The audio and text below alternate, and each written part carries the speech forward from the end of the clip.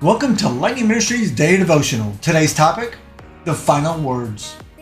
Reading from John chapter 13, verses 1 through 17, which talks about the Lord's Supper. It also talks about Jesus washing the disciples' feet and the fact that they didn't see that as something that they would expect him to do. But I have a question for you. Is there a task in your home or even in your job that you can't stand to do? Yet you know it needs to be done. Maybe you find yourself looking for the other way around it and hoping that someone else will do the dirty work. Not Jesus. On Jesus' final night with his disciples, they all gathered for dinner. Someone needed to clean all those dirty feet. Wasn't going to be me. After all, they would have been sitting on the ground, their bodies close to the lower table where the food was. Their sandals would have been caked with dust and dirt and whatever else they walked through on the streets. I can only imagine. Now, this task was considered so disgusting and menial that it's thought that even the slaves during this time refused to do it.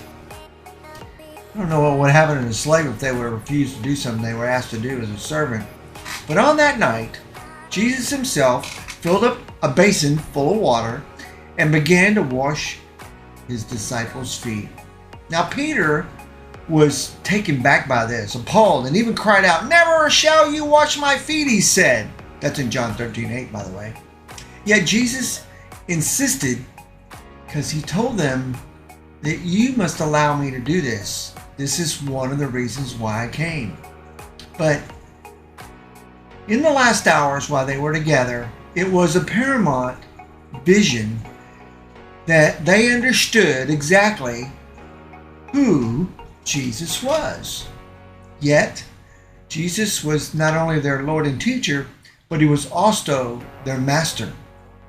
Now, Jesus' signs and wonders were evidence that he was God.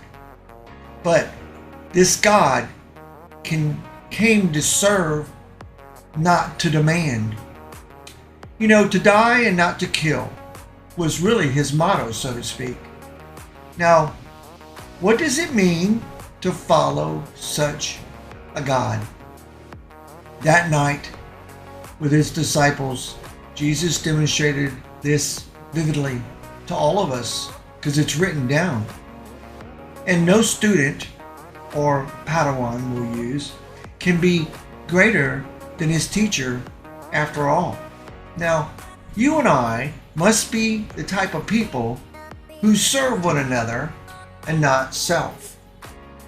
I've always heard it said, when you start helping others, you tend to forget about your problems. And when you serve with your heart, not with the attitude of getting something in return. In this case, Jesus' death on the cross was his way of saying, I love you and I care about you.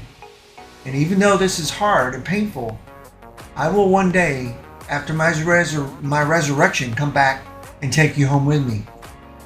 The disciples had a really hard time to realize that Jesus had got this.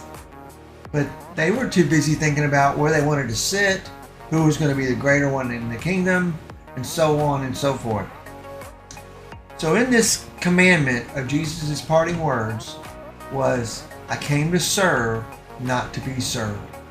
I hope in some ways that taking a knee today will encourage you to humble yourself in full surrender to the one who gave his life up so you could have life eternal. Thanks for listening and have a blessed day.